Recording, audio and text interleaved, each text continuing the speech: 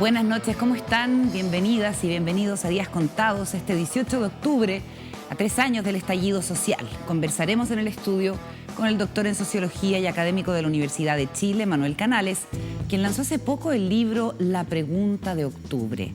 Con Paula Walker y Juan Diego Montalva analizamos el discurso del presidente Gabriel Boric, quien con contundencia defendió la sensación de malestar y el anhelo por dignidad como orígenes del conflicto que estalló en octubre del 2019 y fustigó a quienes solo quieren ver en él una ola delincuencial. La derecha pasó del no lo vimos venir al aquí no ha pasado nada, critica el llamado ideólogo del Frente Amplio Carlos Ruiz. Lo que aquí hubo fue lumpenconsumismo, asegura el intelectual Lucio Porto, que suma que en Chile vivimos un clima de descomposición y hasta de locura. O lo que plantea Carlos Peña, Chile es un desastre y el estallido fue producto de una pulsión juvenil.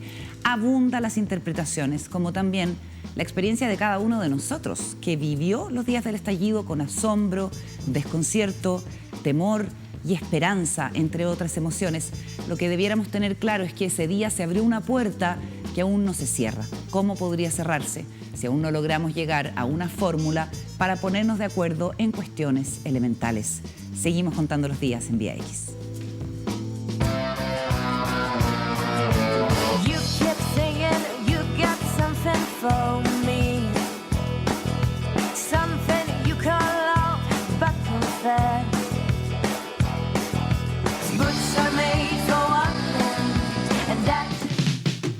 Muy buenas noches, Juan Diego Montalva, de vuelta en el estudio. ¿Cómo estás? Muy bien, Carolina. Paula Walker, ¿qué tal? Buenas noches. Este 18 de octubre han sido horas muy intensas y, por supuesto, de mucho análisis y reflexión. Y pasadas las 9 de la mañana, el presidente Gabriel Boric dio un discurso que se nota que preparó con harta dedicación, no era para menos. A ver si escuchamos una de esas intervenciones y empezamos a desmenuzar las palabras del presidente acá en Días Contados. El estallido social expresó y trajo consigo mucho dolor y ha dejado enormes secuelas. No vamos a permitir que sea en vano. No podemos ser los mismos como sociedad después de esta experiencia. No podemos cometer los mismos errores ni quedarnos arrinconados en nuestras cómodas veredas. El mandato de nuestro gobierno entonces es poner fin a este largo periodo de sequía en que las reformas no se concretan por falta transversal de acuerdo en el mundo político y además de hacernos cargo de las urgencias del momento. De eso se trata nuestra reforma tributaria, de financiar derechos sociales. De eso se trata nuestra reforma previsional, de asegurar pensiones dignas, que son urgentes. De eso se trata la reforma a la salud, para que ésta sea oportuna, digna y sin listas de espera eternas. Por eso aumentamos en conjunto con el empresariado, los trabajadores y las pymes en sueldo mínimo. Y por eso estamos impulsando la reducción de la jornada laboral a 40 horas semanales. De eso, y no está de más recordarlo, se trata también el proceso constitucional. Bueno, el presidente va a el fondo en este discurso cuando habla de que aquí no hubo ni una revolución anticapitalista y tampoco una ola delincuencial. Critica veladamente a quienes han tratado de poner esto solo como lo segundo, desconociendo los anhelos que se expresaron masivamente, por ejemplo, en la marcha del 25 de octubre. Y también, por cierto, hace una referencia a otras cosas asociadas al estallido, como la represión policial, en la que vamos a ahondar un poco más adelante. ¿Qué les pareció el tono, la puesta en escena, el discurso del presidente, Paula? Sí. A mí me gustó mucho el discurso del presidente. Me parece un discurso atento a lo que está pasando. Me parece un discurso de una persona consciente de su rol, consciente de la situación que se está viviendo. Quiero hacer un punto chiquitito, pero que me gustó mucho, que es la puesta en escena y dieron vuelta al presidente y lo pusieron con la Alameda detrás. Que y es eso, muy poco habitual. Y eso no me parece, nunca. yo creo que no se había hecho nunca. Pero además me gusta porque detrás están pasando los autos, y las micro, y se ve que es un presidente que está de cara a la gente. Me parece que es un detalle increíble, como los detalles bien hechos, comunican tanto. Este es un detalle que me gusta mucho. Y sobre el contenido del discurso, a mí me gusta cuando el presidente es orientador, pero a la vez es cuestionador. El presidente se hace preguntas, el presidente critica y se critica. Es autocrítico también, diría yo, porque ¿no? critica a la clase política como un actor social dentro de este escenario, y dice textualmente: la política no ha sabido todavía leer el estallido social. Me parece que el presidente hace un intento, que creo que es un intento que deberíamos reforzar, de no dejar el estallido social solo a la lectura de ciertos medios de comunicación. Y en eso creo que es muy relevante que el presidente amplíe lo que técnicamente se llama el framing, que es como el contexto en el que se da el estallido social. Y el presidente, lo decía la Carola recién, esto no es una versión anticapitalista completamente, ni tampoco es la fiesta de la delincuencia. Si no somos capaces de tener una lectura profunda, variada, más allá de la caja en la que a veces caemos todos, va a ser muy difícil comprender la profundidad de lo que fue hace 3 años el estallido social. Y para terminar, yo creo que es un discurso pragmático. Y eso a mí me gusta de parte del presidente. El presidente dice: no nos vamos a quedar arrinconados, porque lo que tenemos que hacer es generar políticas públicas que conversen con esas demandas que se demoraron años y que están todavía ahí latentes. Juan Diego. Sí, a mí me llama mucho la atención, o sea, primero saludo y festejo el hecho de que él asume un riesgo al dar este discurso. O sea, empezar el día antes de las 9 de la mañana, hablar sobre el 18 de octubre, es un riesgo porque tú no sabes qué va a pasar durante el día, tú no sabes si puede ser, tiene todo un día para que la gente hable de él y pueda criticarlo y se le tomen en cuenta, y a su vez hace un revisionismo que nunca nadie lo había hecho desde el punto de vista presidencial, desde la moneda, que es revisar, es preguntarnos, bueno, ¿estuvo bien? Una revisión, porque el revisionismo tiene otra connotación, ¿cierto? Sí, pero es la revisión de si es anticapitalista, es antineoliberal.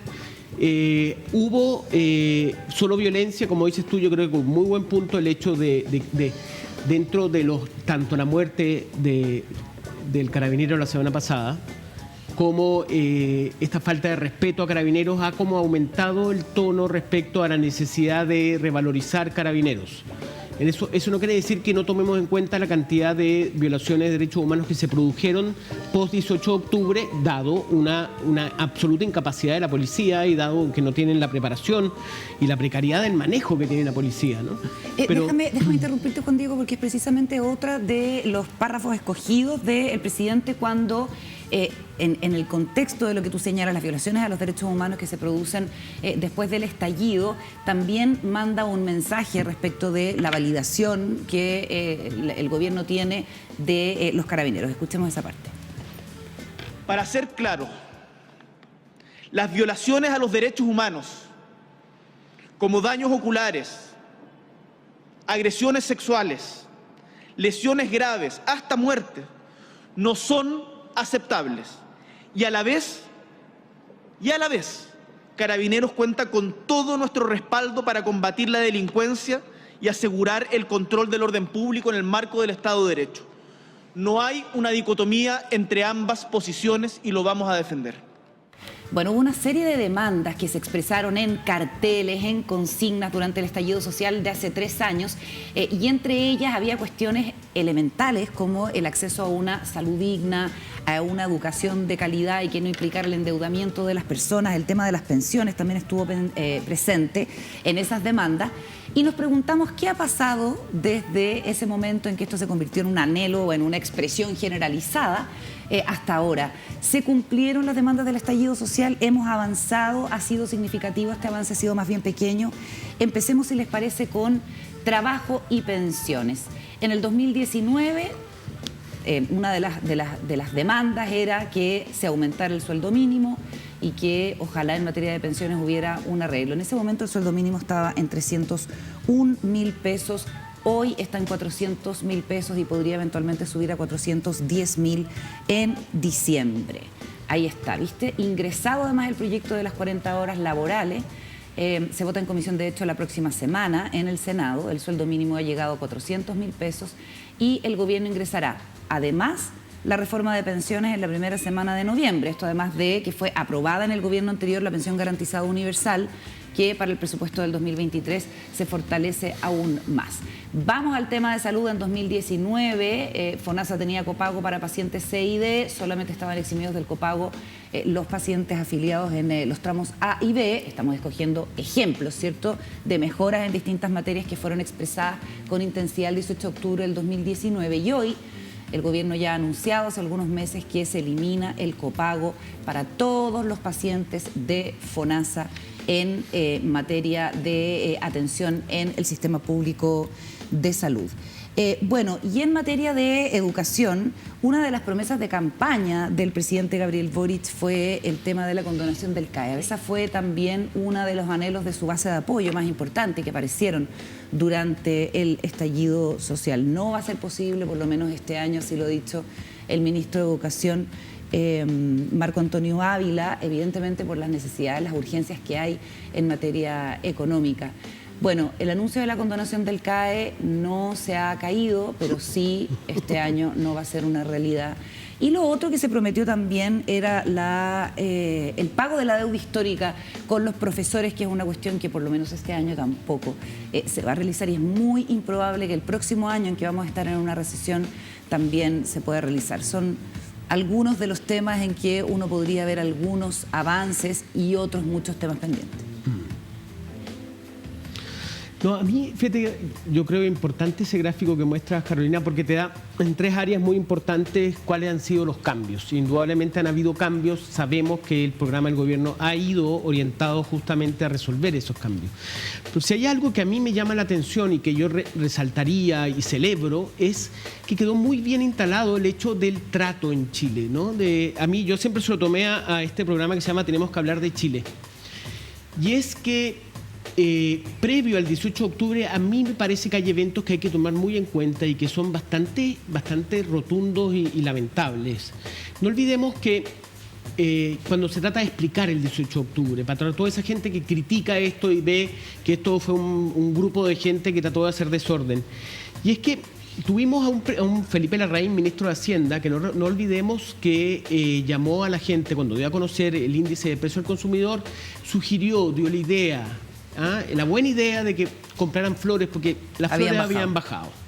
Tuvimos un ministro de Economía, Juan Andrés Fontaine, que cuando se decide subir el precio del metro, él sugirió que se despertaran más temprano. Después tuvimos un ministro de Hacienda, un ministro de Interior, que era Andrés Chadwick, que salió, primero hizo la gran presentación puesta en escena del Comando Jungla. Y a su vez tenemos la muerte de Catrillanca en el 2018, a fines del 2018, en noviembre. Y a su vez tenemos en los privados, tenemos todas las colusiones del papel de water, por qué decirlo, la colusión de los pollos, y tenemos lo que para mí me parece fue lo más brutal, que es la Polar, ¿no? Que es una repactación de deuda sin que la gente supiera. Entonces, cuando la gente te dice no lo veíamos venir, o por qué sale esto es una pulsión juvenil, o esto es como decía Oporto, es un lumpenconsumismo.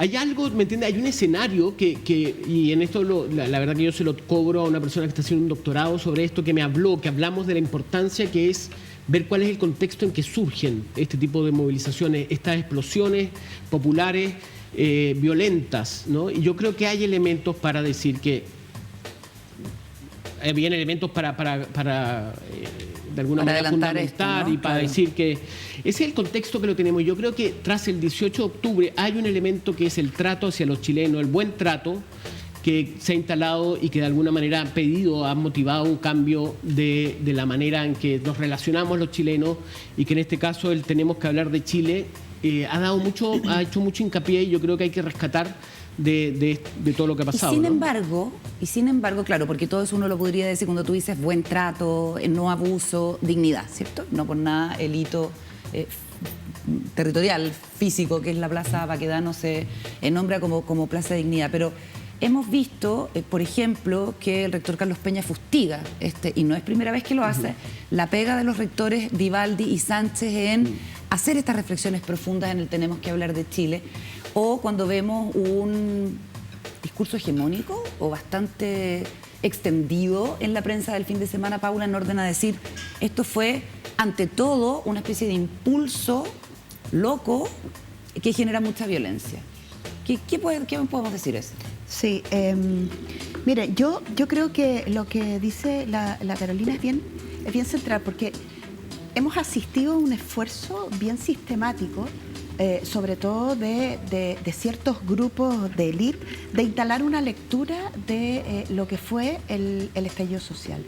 Y esa lectura se empuja con mucha insistencia hacia la violencia.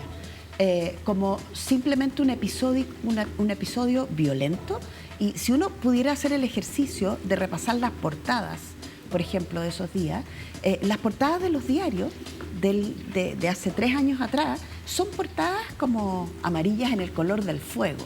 O sea, mucha violencia, mucha quema de infraestructura. Que no se inventaron esas portadas, ni esas fotografías, ni esos hechos, eso es súper importante. Yo no digo que se inventen, lo que digo es que es mucho más que eso. Entonces, uno puede tener distintas maneras de entender la realidad. Una posibilidad es que te ayuden a que la realidad solo es violencia, y luego las preguntas de las encuestas están referidas permanentemente solo a la violencia física y a la violencia material, la infraestructura. No estoy diciendo que no exista, digo que hay mucho más que eso también.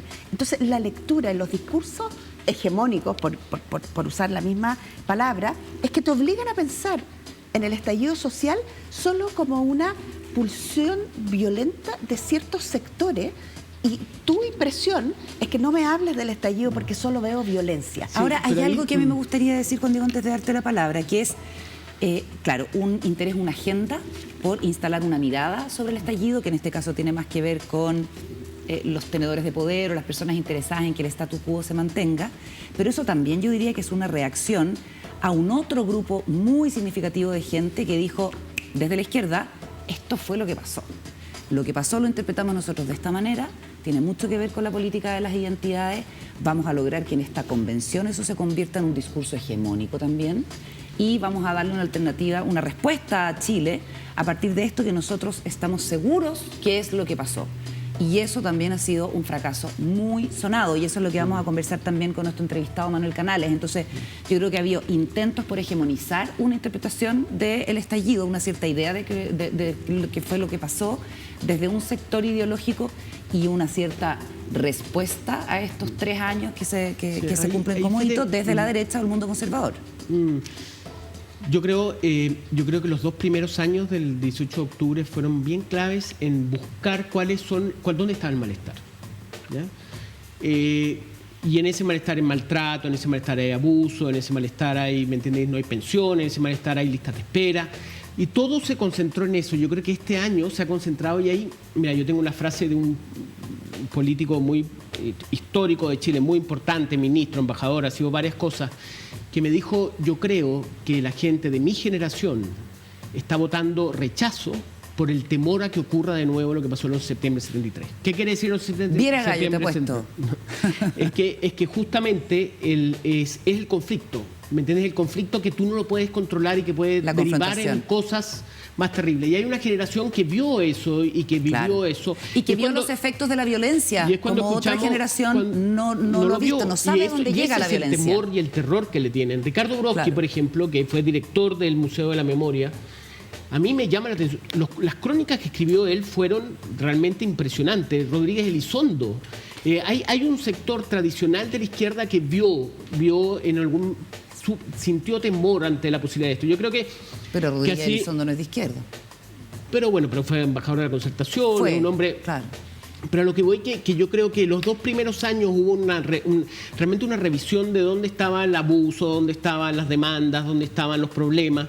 Y este año se ha descarnado, se ha de alguna manera desnudado el efecto de la violencia, y en ese sentido yo creo que tanto Marcelo Mellado, que habla de, ¿cómo se llama?, del anarcopendejismo de un grupo de gente. El escritor. Oporto habla del ¿cómo se llama?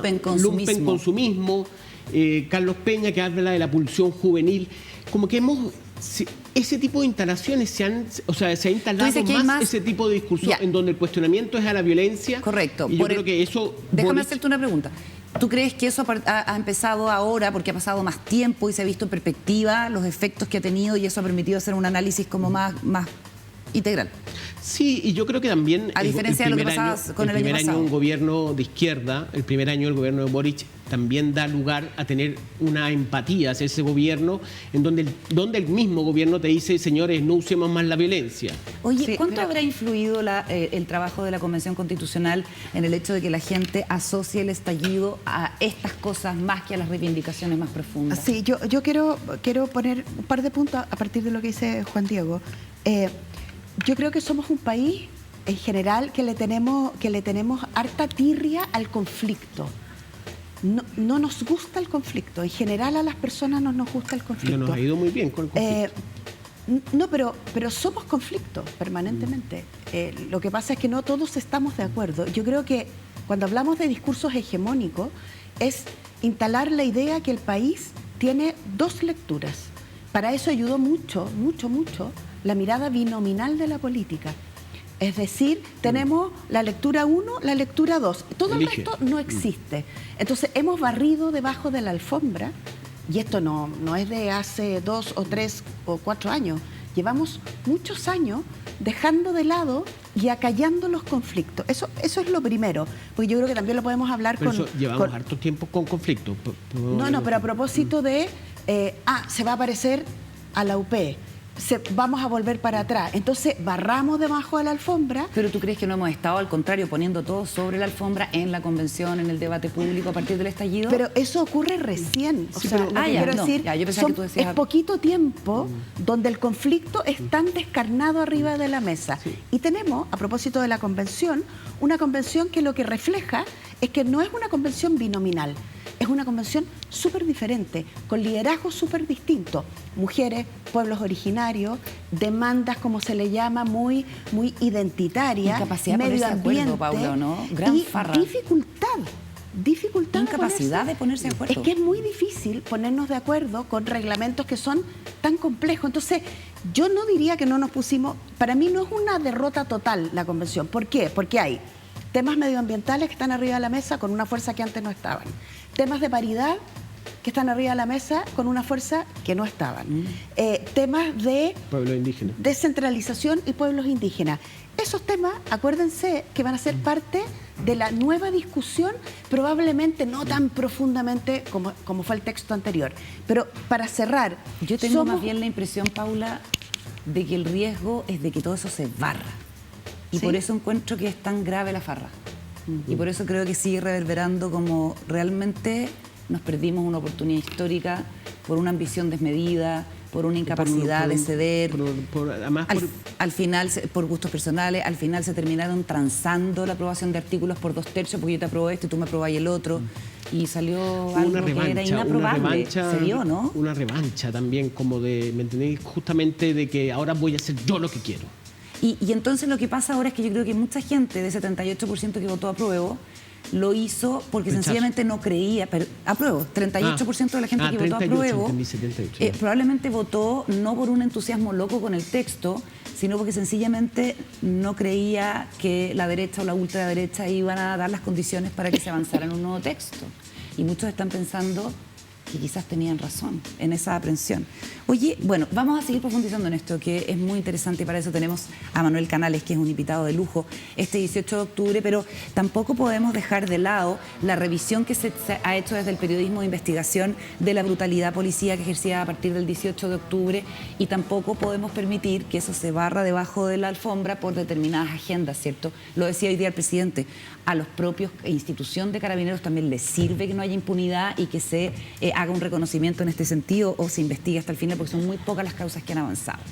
Y hay un medio digital que les queremos recomendar que se llama La Voz, que tiene a su vez un sitio de investigación periodística que se llama Documenta y que ha estado compartiendo distinta información precisamente sobre este tema. A 3 años del estallido social es importante, dicen, no olvidar la gravedad de las violaciones a los derechos humanos para evitar que se repitan. Y entonces entregan un hilo con quienes son, por ejemplo, las víctimas de la violencia institucional, que al menos 230 niños, niñas y adolescentes denunciaron haber sido víctimas de violaciones a sus derechos humanos. Y ojo con esto, las agresiones a embarazadas, que incluyen patadas en el abdomen, heridas de perdigones, burlas y humillaciones, que es lo que tenemos en pantalla, intoxicación con gas lacrimógeno, y la decisión voluntaria de los responsables de no asistirlas, incluso cuando estaban con síntomas de pérdida.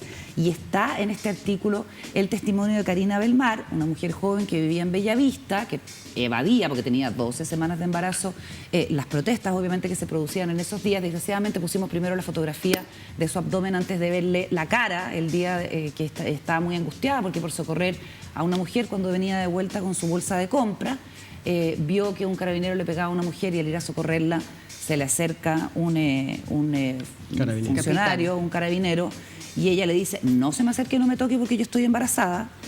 Y el hombre, sabiendo, le pega una patada en su abdomen. Afortunadamente no se tradujo en que perdiera a su hijo, pero hay otras mujeres, son 5 denuncias de mujeres embarazadas que advirtieron esto y que de todos modos sufrieron agresiones de carabineros. Creo que es importante ponerlo como ejemplo de la irracionalidad en lo que supuestamente es el combate a la inseguridad por parte de un cuerpo policial profesional. Este es el video en que Karina, después totalmente desconcertada y en shock, es asistida por algunos vecinos que llaman a la ambulancia.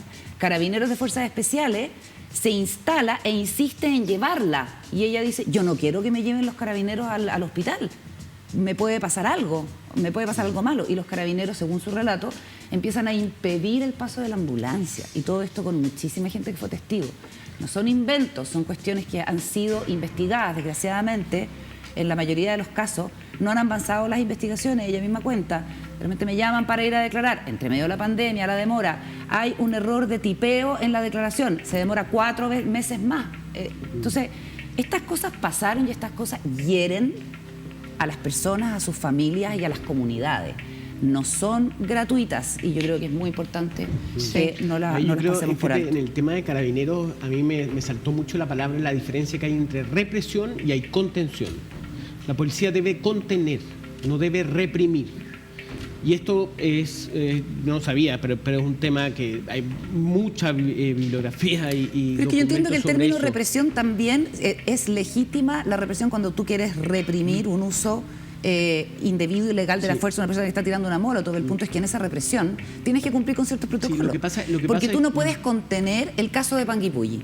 Tú no puedes contener a un tipo que con sable se te abalanza.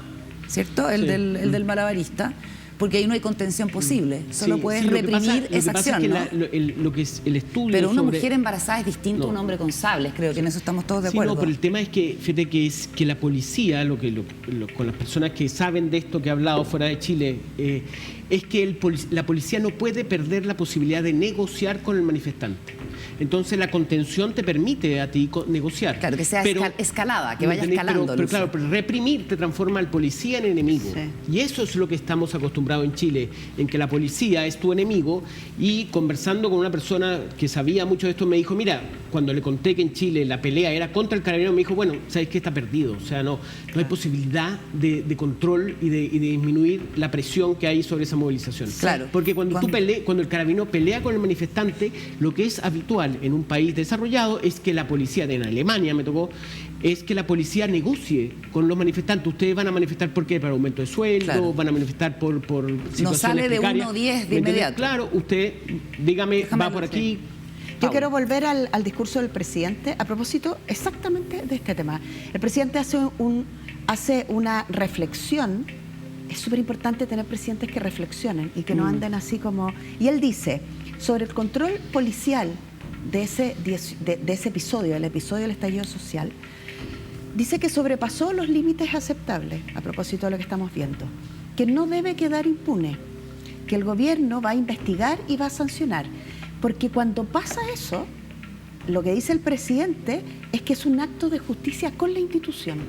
Imagínense qué interesante es decir, tengo que investigar, tengo que sancionar a algunas personas de los carabineros para rescatar a la institución. Claro. Porque ¿qué tiene que ver 60.000 carabineros en la calle con aquellos como los que vimos recién en la imagen? Que el presidente esta semana haga ese juego, es decir, tienen mi apoyo, pero no es chipe libre, porque vamos a investigar y vamos a sancionar abuso sobrepasar límites aceptables, conductas violentas destructivas. Y dice, las violaciones a los derechos humanos, las agresiones sexuales a las mujeres, la mutilación, 400 personas que resultaron con sus ojos con trauma ocular. Y con trauma ocular no son aceptables. Y a la vez, Carabineros de Chile cuenta con la confianza del gobierno. Todo eso pasó la mañana de este día agitado. Vamos a seguir en la reflexión con el doctor en Sociología y que es académico de la Facultad de Ciencias Sociales de la Universidad de Chile y autor de este libro, recientemente publicado, La Pregunta de Octubre, Manuel Canales. Antes, WOM tiene algo que contar. Estallido hay que interpretar su esperanza, no solo su rabia, dice el doctor en Sociología Manuel Canales, que es profesor de la Universidad de Chile, que nos acompaña gentilmente este 18 de octubre y que publicó hace poco este libro que se llama La Pregunta de Octubre, Fundación, Apogeo y Crisis del Chile Neoliberal. Buenas noches, Manuel, muchas gracias por estar con nosotros. Buenas noches, gracias por invitarme. ¿Qué te pareció el discurso del presidente Boric? Me pareció un discurso muy interesante. Voy a concentrarme en una sección que creo es estructural en el planteamiento. Lo vi solo al pasar, pero esa coherencia que voy a plantear me parece muy valiosa. Pues se anima a una interpretación de octubre, una interpretación densa, que va al fondo de lo que allí se manifiesta literalmente y que queda como pendiente. Sabe leer bien octubre, lo que es un asunto no menor en esta vuelta. Cuando sobre, por así decirlo, esa esperanza que se apagó, ese texto que te señala es de hace 2 años y medio atrás. Esa esperanza precisamente es la que se esfuma un poco en este naufragio constituyente, pero también sobre eso hay ahora un intento de negar octubre directamente, ¿no? Con todo, de negar octubre. Claro, y de reducirlo a aquello de la violencia que en su momento supieron saber que no. Bien, y en ese sentido el presidente propone una interpretación densa de octubre que plantea lo que octubre deja como pregunta, lo que octubre deja pendiente, el tema de la dignidad, el tema del hastío de las nuevas generaciones y del pueblo en general con los resultados del esquema neoliberal de vida, nada ideológico, de un talante profundamente existencial, de aburrimiento, de aborrecimiento. Y en ese sentido usted dice que es preideológico. Sí, pues, el movimiento de octubre, y que en ese sentido puede haber sido un error traducirlo como lo tradujo la convención. Bueno, es lo que el presidente señala a continuación, que entiende bien que octubre entonces fue aquel hastío popular que por lo demás sigue reproduciéndose en análogas condiciones, más allá de los bien valiosos avances que se muestran ya en no tanto tiempo. Pero también hace ver el presidente que el segundo paso de su coherencia, que es lo que quiero plantear, el entendimiento de cuál fue el desvío. Y creo que es valiente cuando aborda que lo que allí falló fue la propia autocomplacencia, puede decirse, o autoconfianza o autocertidumbre de una élite que no necesariamente estaba conectada a la sensibilidad profunda popular. Y entonces lo que eran evidentemente ideas muy nobles, no necesariamente conectaban con los intereses populares que se habían manifestado en octubre. Entonces el segundo paso creo que el presidente hace en su argumentación, que ya entonces nos conectó con octubre, entendió cuál fue el desvío, ideologías en vez de esos dolores, de esos intereses, de esas demandas, de clase por cierto, y luego muestra, tercer paso, el modo de reencuentro, a través del entendimiento de que esto se va a jugar para no quedar en la agenda administrativa necesaria siempre de seguridad y crecimiento, que eso fue los 30 años de transición, por ahí, sino en una propuesta de intentar responder a los pendientes de nuestra sociedad, y lo entiende como lo que habrá que hacer en empleo, en salud, en educación, un conjunto de asuntos que, siendo también de interés general, son todos marcadamente de interés popular. ¿Y qué vínculo hay con los anhelos expresados a partir del 18 de octubre y esta respuesta masiva y contundente? Sí. Bueno, a mi entender, lo que ahí se... Perdón, 62 se me confundió 62, el por número. eso que, claro. Sí, aún 38, 62. Aún era... Sí. Está bien. Pero da igual, es lo fundamental. De hecho, si usted me apura, en algún sentido también ya era lo mismo que ganar el apruebo por muy poco. No era lo mismo, naturalmente, por muchos modos de vivirlo, pero lo que se había jugado ya era la no constitución de una mayoría potente por un camino. Y es porque, y ahí discrepo de las interpretaciones al uso, y creo que el presidente hoy día se acerca también a esta lectura, más bien, de dudar de esa interpretación de haber sido maximalistas, cuando en verdad lo que ocurrió fue un desvío de las perspectivas. Es decir, no es que hayan ido muy lejos, como lo he planteado, se fueron para otra dirección. ¿A qué te refieres con el desvío? En que la agenda de octubre, que es una agenda, por cierto, sin agente, sin organización, sin pancarta, sin proyecto, y que queda balbuceada, despertar, dignidad, pueblo, suficientes pistas en todo caso, como sabemos. Pero esa ausencia de palabra propia de octubre, que es más bien como lo fue la protesta, otro gran olvidado apenas se pudo, que fue grito. La protesta tampoco planteaba nada, gritaba, no tenía palabra. Octubre tampoco tiene palabra, apenas esos balbuceos. Bueno, pero era una potente reivindicación existencial popular. Queremos valer, queremos ser. Ya no más estos empleos que solo me permiten vivir para seguir trabajando. Esa es, de nuevo, sacrificio. ¿Quién dijo que había que sacrificarse?, decía un joven. Segundo, eso de que si te enfermas tendrás que pagar con indignidad. El dolor, además. O si jubilas, es un chiste, la burla, o la burla, lo despreciado, es una lana despreciada. Eso es el origen de la palabra burla. Por eso siempre trae esa idea de humillación. El desprecio, despectum, mirar para abajo. Desprecio es la mirada de arriba para abajo. Eso que se reproduce como lo normal en nuestra sociedad, y no es culpa solo del neoliberalismo, que viene de antes. El neoliberalismo lo aupa y hasta lo usa. En fin, en ese sentido, en vez de esos dolores existenciales de los que estudian carreras y hacen todo y al final no les vale, eso que no son ideas, son experiencias de dolor y frustración por hacer lo que hay que hacer. ¿Y son experiencias individuales o más bien hay un sentimiento solidario en la movilización popular? Gran parte de octubre tiene que ver con esa catálisis de lo colectivo a partir de las fracturas personales. Estos caminos se viven de a uno y los fracasos también. Hasta que, según mi lectura, resuena, o iba a resonar, decía yo unos años antes de la revuelta, hasta que resuena, encadena esa misma frustración, porque es exactamente la misma, por cierto, es modeladamente la misma, porque son caminos muy trabajados por la publicidad y por la institucionalidad. Entonces llegan absolutamente formateados al mismo fracaso. Cuando eso resuena, ¡pum!, digamos, y van a cobrar, decía yo. No van a llegar como el 2011, que llegaron a pedir con performances culturales. Van a cobrar, como es el caso. ¿Y la violencia es la expresión de esa, vengo a cobrar la deuda? La violencia tiene mucho que ver con esa salida de la rabia, de esa frustración por el fraude, ¿no? Bien, ahora bien, yo no quiero confundir esa frustración y fraude con la violencia. Por eso mismo esa entrevista que di hace 2 años atrás o algo más, decía, de octubre hay que interpretar su esperanza, porque la voz dominante ya era la otra, octubre era la rabia. Entonces unos la reivindicaban como la legítima rabia del humillado y otros se oponían ante la rabia como ante Tánatos y su fuerza destructiva.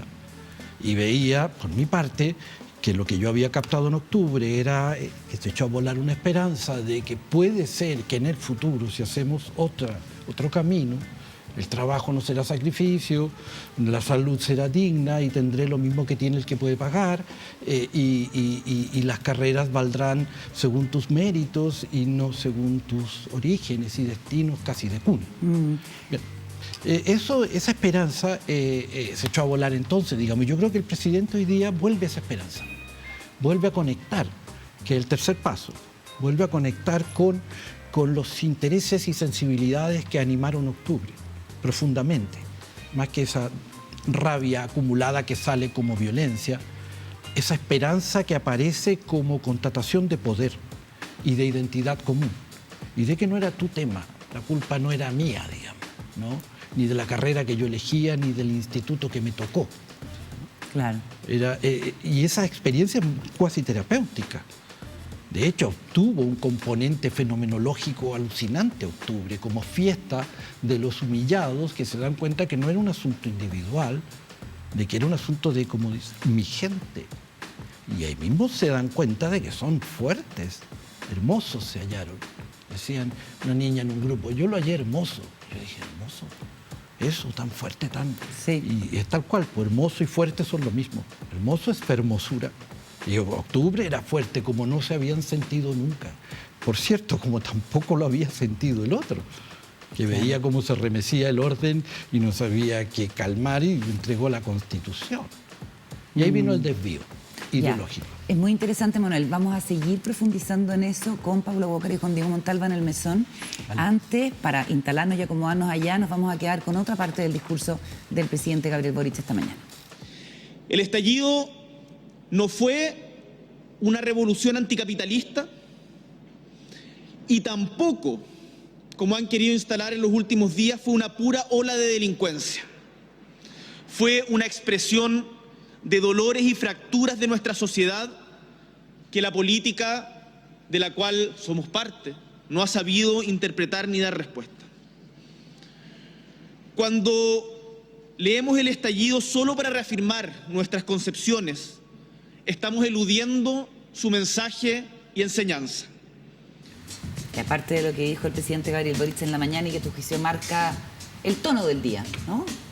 Sí, creo que es un modo de vivir este día, reflexionando, volviendo a lo esencial. Es decir, ¿qué fue octubre? Cada quien, creo, está llamado a tener una interpretación de octubre y como conjunto estamos llamados a consensuar una. Y lo que veo es que el presidente ha propuesto una interpretación densa y muy ajustada a lo que todos supimos, creo, entonces, y que es muy distinta al tono que iba a tomar la conversación constituyente. Manuel. Paula. Buenas noches. Hola, buenas noches. Muchas gracias por acompañarnos. Yo te escuchaba recién y usaste una palabra que es una palabra que está llena de significados. Tú dijiste que octubre también era una demostración del hastío de la gente, de las personas. Cuando yo pienso en hastío, lo primero que se me viene a la cabeza en clave política es la lentitud de las cosas y la capacidad que tiene la clase política de o barrer bajo la alfombra o chutear la pelota y siempre embolinar la perdiz. ¿Por qué no nos hablas un poco más de ese hastío y cómo se comporta la política frente al hastío? Wow, bonita pregunta. Diría yo que para mí en Chile la política siempre hay que observarla según cómo toma razón de ese par de asuntos. Es decir, de qué está ocurriendo en el tipo de empleos que tienen las personas y con la igualdad o no de oportunidades. Venimos formados en esa matriz. Cuando la política parece barrer bajo la alfombra y parece que fuera un sistema, ¿no? Es porque la política no está queriendo saber de las tensiones que se generan en la reproducción de la vida social. Cuando solo ha de saber por temas de seguridad o de crecimiento, es que no está queriendo saber de las otras contradicciones. Esas son solo de administración, ¿no?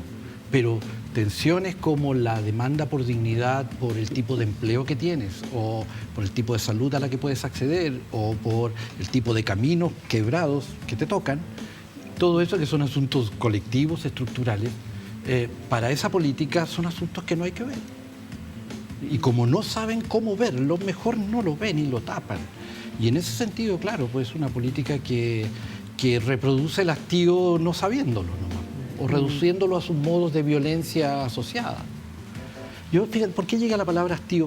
Es la palabra aburrimiento, que es muy vecina. Porque en un grupo después del 18 de octubre les pregunto, ¿y qué hubo? Y dicen, nos aburrimos. también se aburrió la gente y fue el aburrimiento. Y aburrimiento es tal cual, es horrer. Horrer es lo horrible es como lo infecto, de lo que te tienes que alejar. Lo horrible es algo que te genera un... Entonces era como apartarte. Una repulsión. Te pateó, nos cabrió, no lo aguantamos más, no toleramos algo que hasta entonces sí había sido tolerado. Incluso durante un tiempo largo fue una conformidad. Esa transformación de una conformidad en tolerar individualmente unas frustraciones continuas hasta ya no tolerarlo y aburrirse o aborrecerlo. Y eso es lo que tenemos, creo yo, de fondo, un orden social en el cotidiano, en los caminos de la vida, aborrecido. Claro, y eso un hartazgo generalizado. Y eso va a seguir, pues, si eso no cambia. Claro, eso no ha cambiado nada. Manuel, sí, a mí me interesa mucho de lo que he leído tuyo y lo que veo, por ejemplo, en el presidente Boric cuando dice esto no es anticapitalista.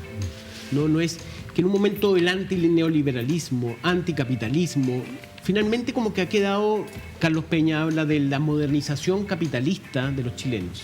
Entonces hay como que, a ver, analicemos el capitalismo en detalle y si el odio es tanto, de alguna manera el plebiscito con el rechazo, el triunfo del rechazo rotundo, también te habla como que no queremos tanto cambio, ¿no? Todo eso ha generado una discusión. Y uno de los temas que se discutió en su momento es que la baja de crecimiento de Chile había contribuido a este malestar. ¿Por qué? Porque con Patricio Aylwin tuvimos un 7%, no voy a latear con todos, pero Aylwin es un 7% de crecimiento, Ricardo Lago un 4,8%, Michelle Bachelet primero 3,3%, Piñera 5,3% y terminamos con un 1,7% de Bachelet y 1,2% de Piñera. Entonces dicen, una de las razones de este malestar es que ya no, la máquina no estaba funcionando y no estaba dando lo que queríamos. ¿Qué opinas tú de ese análisis? Un análisis verosímil. Parece verdad, tiene lógica. Pero no. Es lógico, nada más. Por lo menos puedo argumentar en contrario, que en este texto precisamente escribo viene citado el año 2006, cuando todavía estábamos en ese ride de crecimiento importante. Imagínate, antes de que empezara el gobierno de Frey. Claro, y Lagos. No, de Lagos, perdón, de Lagos, que era muy buen año. Frey, Lagos. Ese periodo fue de un vigor histórico, de una potencia de gobierno y de dirección de la sociedad total. Todo sonaba en el mismo sentido. Sí, es verdad, había una armonía. Bien, en cambio, el 2006, yo digo que después del fracaso de octubre, volvemos a lo que ya, digamos, el fracaso de la constituyente, volvemos a la pregunta que llevó a octubre, que ya está el 2006. El 2006 ya se sabe, por lo menos así me parecía a mí, por los análisis que yo hacía y lo escribía, en un texto que se llama Ni pobres ni incluidos, y que es lo que está detrás del conflicto de los pingüinos, las temporeras y los contratistas, los tres conflictos de ese año. Son el 2006. Por ahí, sí. Y los tres tienen la misma pauta, todos fuera del sistema político. Ninguno de izquierda o de centro o de derecha, todos fuera del sistema de partidos, nada que ver con... Segundo, todos pueblo nuevo. Ninguna forma del pueblo antiguo. Claro. Escolares todos con educación media casi completándose, temporeros, una figura completamente originaria, incluso chilena, del cambio. Y contratista, era el tiempo neoliberal ya, eran las formas del trabajo neoliberal. La tercerización, etc. O sea, bueno, y los tres venían, planteaba yo, en reivindicación no ya de pobres, eso es muy bueno, sí, sino en reivindicación de un derecho, de una dignidad. En una nueva situación. Porque el sistema ya había mostrado sus cartas. Claro. Sirve para sacar de la pobreza, te da un piso de reproducción de agradecer, entre comillas, para los que vienen inmigrando de esa pobreza de siglos. Por cierto, en la que estaban por los mismos propietarios, no es que fuera culpa de las personas. Bien, pero el caso es que efectivamente durante este tiempo se supera la pobreza como dato de clase, ¿no? Y eso es tiempo neoliberal. Y es la fruta, etcétera, ¿no? Pero al mismo tiempo a la segunda generación y rápidamente a la segunda generación de estos hijos del neoliberalismo le queda más que claro que el techo está ahí y que no pasarás, no habrá promoción. Esto viene partido así, hay dos países, ya no pobres, pero no incluidos en los caminos de los puestos complejos, en los colegios particulares o en las 4 o 5 comunas. La élite y los que sobran, dices tú. Y los que sobran, porque luego, es curioso, desde el 2005 hacia acá, no solamente ya sobran con su cuarto medio, sino que ahora sobran también con sus estudios superiores. Por eso, para mí, uno de los datos fundamentales de la revuelta fue cuando, en un acto que era para cantar un himno de Víctor Jara, se improvisa y se ponen a cantar el baile de los que sobran también, y termina siendo lo que todos querían cantar. La banda sonora. La banda sonora de Quiero aprovechar, Manuel, porque me parece interesante lo que dices de situar en el 2006 el momento de... Empieza la crisis, Claro. empieza a soltarse el asunto. Digo Desde el interesante temple. porque del 2006 en adelante tenemos lo que se llama estos 4 gobiernos, Bachelet, Piñera, Bachelet, Piñera, que a mí me ha tocado exponerlo en España un par de veces en una universidad, y la verdad es que la gente se sorprende mucho porque son como antagónicos en un punto, ¿no? Lo que hace Bachelet, luego viene Piñera y quiere deshacer, y luego vuelve Bachelet y quiere retomar, y luego vuelve Piñera y quiere deshacer. Esos 16 años, donde está el despertar, porque hay 16 años previos, Sí. ¿no? ¿Cómo lo ves? Es como, yo creo que la imagen que tú has dado es muy certera, es decir, Bachelet Piñera, y lo que hace uno deshace el otro. Es tal cual, son 15 años, a mi juicio, en que la sociedad ya está haciendo su crisis, ya está en desmán, ya no fluye, ya no mana el orden, como sí lo hizo, y hay que reconocerlo de modo increíble, de potente, en la década de los 90 y parte de los 2000. Que así realizó el proyecto, por lo demás dibujado con todas sus letras por José Piñera. ¿No? Un trabajo extraordinario de proyecto de clase hecho sociedad. Yo no conozco un caso en que se hubiera armado tan... en que se dibuja una sociedad hasta el parecer delirio cuando se propone, ¿no? Todos los individuos mercadeando todo en la vida. Nosotros decíamos, además de cambiar la economía, además de la represión militar terrible, además van a cambiar la vida cotidiana, y ahí nos parecía delirante. Y no lo era. Estaba entendiendo que el control se jugaba formando sujetos a esa, no doctrina incluso, sino a esa institucionalidad. Claro, y ojalá apolítico. Y ojalá político, entrenándonos. Es que uno es su capital, uno es el que elige, uno no se mete en política, no se mete con nadie. Por eso inseguridad, crecimiento, y lo demás, la política, ¿qué va a hablar si uno es el que elige, uno es el que, su capital? Seguridad, sí, porque y no me pidan que vaya a nada. Bueno, y en ese sentido creo que efectivamente los 4 gobiernos esos son una suspensión, un tiempo que corre medio en banda, porque no solo se corrigen unos a otros, Bachelet 2 es completamente opuesta en lo fundamental a Bachelet 1. Bachelet 1 puede ser vista como la expresión más lograda del ethos neoliberal desplegándose sin mayor complicación. Y el segundo, en cambio, ya están directamente en la línea de lo que podrían ser las reformas que está pensando el presidente Boric. Ahora, a mí, fíjate, cuando te escucho hablar, yo coincido plenamente con ese periodo, la armonía que hubo Elwin Frei Lagos, ¿no? Hubo realmente todo sonaba al unísono, ¿no? Sí. Todo funcionaba. El otro día me decían que en el gobierno de Elwin, por ejemplo, también hubo una guerra en la guerra del Golfo. Y no fue dramático, se salvó, tenías a un dictador al lado, pero había cierta armonía, cosa que se pierde. Ahora, Bachelet Lagos. Un desastre. Piñera. Piñera, claro. Bachelet Piñera. Sí. ¿Ya? Mucha gente critica eso y dice que eso fue un caldo de cultivo del debate de la ausencia de líderes nuevos, la ausencia de discursos nuevos. Claro, efectivamente, yo lo veía como una pérdida progresiva del temple. Lo pensaba, hay que ver cómo se gastan las caras. Después de haber pasado por un conjunto de escandalillos, porque durante 20 años, 30 años, 40 años, y además sin ninguna palabra potente para entender lo que estaba ocurriendo. Entonces, efectivamente es un periodo de vaciamiento, de desfonde del sistema político, del sistema educacional, Eso, ahí me quería detener, Manuel, perdona, porque hay quienes sitúan en el año 2006 el inicio del debilitamiento definitivo del principio de autoridad. El jarro de la chica María Música, lo dijo el mismo ministro de Educación acá, no solamente él, sitúa en ese año este camino que, digamos, nos tiene ahora en problemas. Es fantástico. Y no sé si podemos hacer una línea hacia las personas que ejercen la violencia. No todas, pero muchas de ellas son personas jóvenes. ¿Cómo te suena a ti este concepto? Además, yo sé que tu especialidad no es ser un polemista, a diferencia de otros intelectuales de la plaza, digamos, con esta idea del lumpen consumismo que instala la intelectual porteña Lucio Porto. Creo que hay un componente de eso, pero no es el centro de esta protesta. ¿Y cómo te explicas tú la violencia persistente?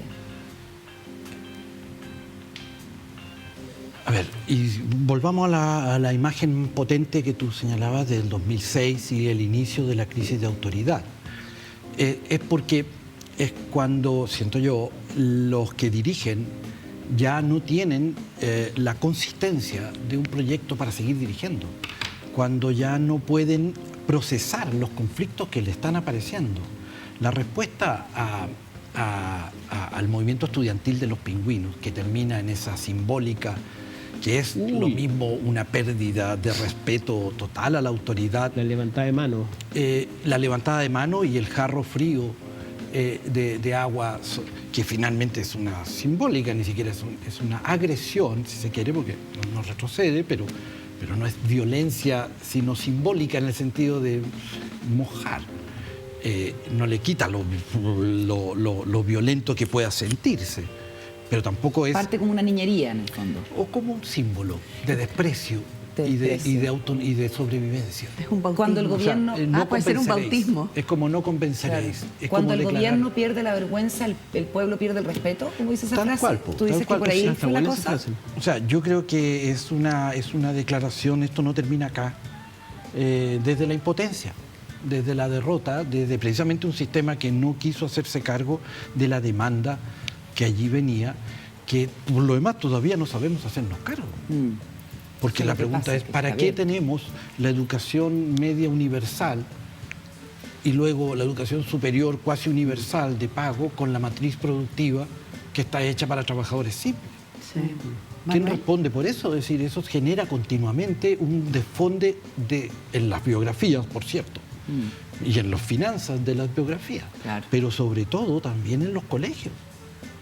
¿Para qué es todo esto? Yo le pongo esa pregunta. ¿Quién es capaz de estar delante de un cuarto medio, o que es algo común de Chile, y les dice a sus jóvenes, este es el paso que viene, dalo confiado? Para eso te hemos invitado aquí a que estés en cuarto medio. Sí, tú sabes que estás obligado aquí. Bien, por eso ahora te decimos, este es tu paso siguiente. Y yo creo que no hay quien pueda decirlo. Sí. Yo por lo menos no. Y digo, ¿y entonces por qué están ahí? ¿Y quién pensó esto? Y me acuerdo del jarro de agua. Y pienso que ahí hay una suerte de torsión, de lucha, no violenta, pero de torsión. Claro, está al borde por el simbolismo del asunto. ¿Y eso es lo mismo, es el mismo origen que la expresión violenta de los overoles blancos, ponte tú en los colegios de excelencia? De ex-excelencia. Ex-excelencia, mira Sí, el concepto. qué pena. Me da Qué pena pena decirlo. Qué pena decirlo, porque de algún modo todos sabemos no merecen eso. O sea, nunca hicieron algo que uno puede decir está mal hecho y han hecho su tarea. La sociedad dio las vueltas y tiene estos efectos paradojales tremendos. Estaba en conocimiento más o menos profundo de una conferencia a los profesores del Instituto Nacional sobre el contexto para entender precisamente cómo es la sociedad dando vueltas histórica la que hace que lo que era ya no es y que no tiene nada que ver con una falla interna de la institución, ni esperable, ¿no? Por eso digo pero eso es el caso propio y el Instituto Nacional o el Liceo Oscar Castro en Rancagua sabrán encontrar una forma de nuevo modo de hacer excelencia académica no selectiva, en fin, linda tarea, lindo desafío. Pero el problema general... Que no se quema el colegio antes, digamos. Bueno, por eso es que los overoles blancos para mí, ¿cuál es la diferencia? Los overoles blancos para mí implican ya esa estética de la destrucción. Y por lo tanto son esperanza cero, son antiesperanza, son antirrefundacionales. ellos están justo al lado de los que se oponen a la sola palabra de refundación. Para ellos la refundación también es la obligación a hablar, a tener una propuesta, que todavía no tenemos, si no hay disponible, si ese es el tema. No es que aquí alguien esté impidiendo que otro... Lo que me complica es eso, que no veo en la clase dirigente una capacidad de propuesta. Yo quiero ir justamente a eso, Manuel, porque volviendo al discurso del presidente de hoy día, que es bastante, como lo hemos conversado, es un discurso en un punto bien esperanzador. El presidente toma una posición bien pragmática y se autodefine como reformista. Y encuentra las reformas, que es paradojal a propósito del segundo gobierno de la presidenta Bachelet, que se entronca en reforma y dice, si no hacemos reforma, esto va a crujir muy fuerte. Sí. Y nadie la escucha mucho. Y termina el gobierno como ya sabemos cómo terminó. Claro. Se entronca con las reformas, se autodefine reformista, y tú acabas de decir que esas reformas tienen un interés popular. Y hay ahí al menos 3 cosas que son, a mi juicio, súper relevantes, pero no es mi juicio, sino que están ahí. Educación, a propósito de lo que estábamos hablando, salud y pensiones. ¿Tú sientes que esa es una salida razonable, una orientación razonable para el país? Yo creo que es una sintonización fina suficiente para retomar un proceso de reconexión, por lo pronto, de la izquierda, pero en general del sistema político, con la sensibilidad popular, más allá del miedo que se puede generar todos los modos que sabemos, y de modo no constructivo, porque eso es parte de las mismas overoles blancos. Ese pánico es la misma escena. Es jugar al represor o es jugar a la confrontación pueblo-carabinero. Todo aquello es solo dañino, creo yo, para los intereses populares. Es la pelea pueblo-pueblo. El asunto no es, según mi opinión, no es con los carabineros. ¿Carabineros son el pueblo con uniforme, dices tú? Pero si es que son, de hecho, no vienen de los colegios particulares. Sí. Y habría que ver por qué. Parece que los discriminan a los de los colegios particulares. Entonces, deben haber privilegiados jurídicos, como decía Brunner en algún momento, ¿no? Yo lo veo, si tú quieres, por ahí, digamos, ¿no? De encauzamiento de esa molestia, digamos. No sabría, sí. Sí, a ver, Juan Diego. Me interesó mucho eso que tú diste charlas en el Instituto Nacional para tratar de que se entendiera lo que estaba ocurriendo. No, para ser preciso, fue una invitación que se me hace de un programa que tiene la Universidad de Chile con el Instituto Nacional de Desarrollo Institucional, de Reflexión, y considerando los trabajos que hago sobre el proceso chileno, les pareció que era bueno invitarme a que yo diera mi lectura de contexto. ¿Y tú dices con profesores o alumnos? No, con profesores. ¿Cuál es la situación de esos profesores?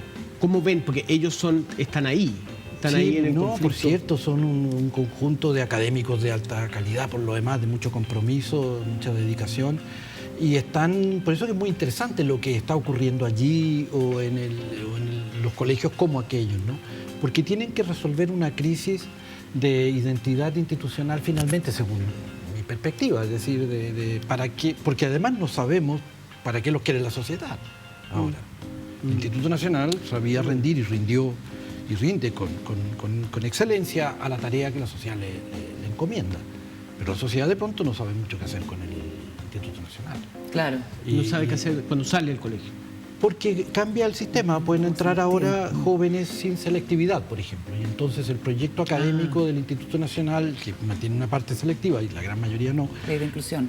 Y del sistema SAE, debe volver a pensar su tarea pedagógica en condiciones de no selectividad, lo que es de todo razonable en términos de contexto, pero porque hoy día están todos en educación media, entonces ¿por qué vas a tener un colegio distinguido y los otros qué?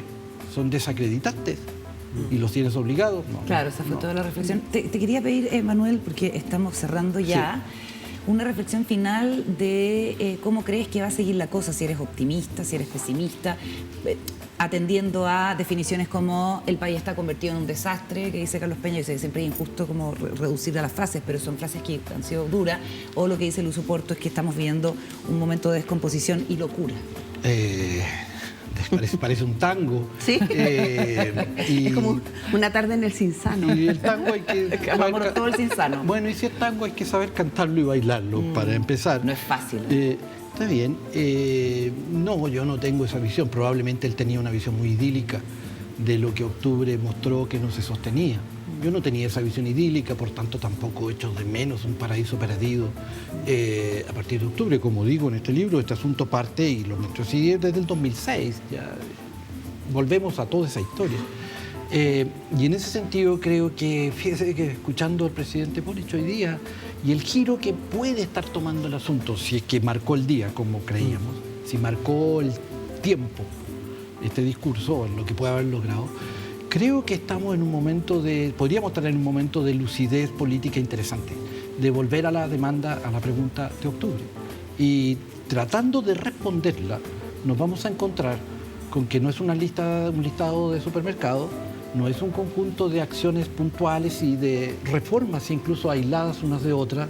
Todo esto está muy atado en su diseño e implementación como una vida cotidiana y unas reglas del juego, que es cierto que hay que entrarle punto por punto, pero ya se nos va a aparecer como esa textura neoliberal construida sobre los dos países. Y ahí vamos a ver, porque ¿qué reforma hacemos para que la educación resuelva su crisis de sentido? No es fácil. Oye, el libro de Manuel Canales se llama La Pregunta de Octubre, Fundación, Apogeo y Crisis del Chile neoliberal, ni más ni menos, y tiene un epígrafe sensacional que es de Jorge González: la idea nunca nos gustó. De la canción No necesitamos banderas, cuando dice no vamos a esperar, la idea nunca nos gustó. Muchísimas gracias, Manuel. Un gusto haberte tenido acá. No, las gracias mía. De verdad, fue muy grato.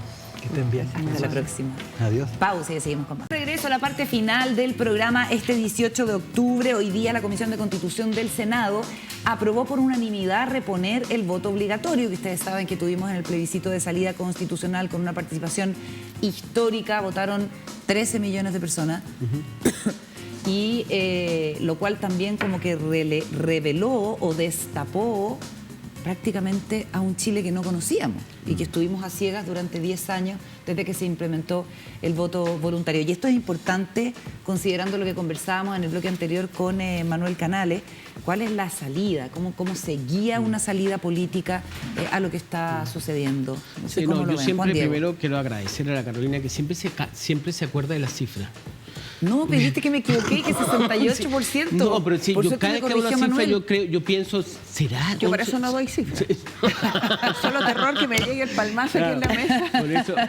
Por eso confiamos todos en Carolina. Sí, no, yo creo que es muy importante lo del voto obligatorio. Creo importante porque dentro de la cantidad de cosas que han ocurrido en el último tiempo, yo creo que si hay algo que rescatar es el efecto que tuvo la votación de 11 millones de personas en el plebiscito. 13. ¿Ah? 13. 13. Ay, hablando. Por eso, Carolina. Por eso, gracias, Carolina. No, ¿y cómo redefine eso también el mapa político, las nuevas mayorías, No, y las la fuerzas idea más políticas? de tener injerencia en las decisiones que se toman a raíz político, en el tema político, ¿no? Y si estás de acuerdo o no con las reformas que se están haciendo, si estás involucrado en eso, tienes que saber un poco más. Yo creo que va a ser un buen punto de inflexión en torno a lo que los políticos hablan. Paula. El voto obligatorio a mí me parece que es un desde, o sea, que es la plataforma que nos toca ahora. Yo me acuerdo la primera vez que estuve en Uruguay y que supe que era voto obligatorio, me explicaba unos amigos uruguayos que te quitan puntos si no votas. Sí, como la punto licencia en de qué, conducir. sí, como Como la licencia Claro, de por conducir. público. Sí, por ejemplo, si tú quieres tener de parte del Estado una vivienda que financia el Estado, si tú no votas, tienes como partes más atrás para postular a una Si vivienda. estás en la cola de salud para una intervención, quedas Claro, atrás. también No te vas sé, más si para tan brutal, pero, qué cruel, pero lo que quiero decir es que al final la ciudadanía, la construcción de ciudadanía es con deberes y derechos. O sea, tienes que tomar una decisión. Puedes ir iba a decir una palabra que siempre he tenido como la fantasía y le voy a escribir una frase en el voto, pero no lo voy a decir. Pero la energía de ir y seleccionar a este señor, a esta señora, o votar en blanco, lo que sea, pero hacer la acción de juntarte con otras personas y tener la esperanza que estás definiendo el presente y el futuro de tu país. O sea, a mí eso me parece que es central.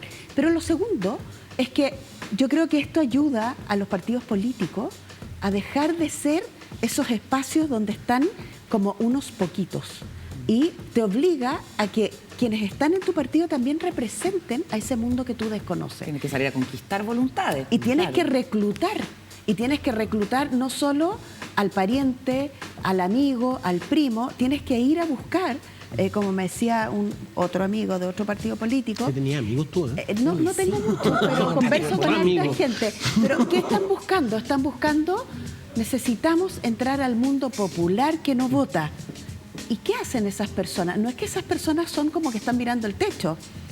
Tienen páginas de Facebook que, por supuesto, los medios no ven, no conocen, pero están armando causas al interior de sus poblaciones, de sus problemas territoriales.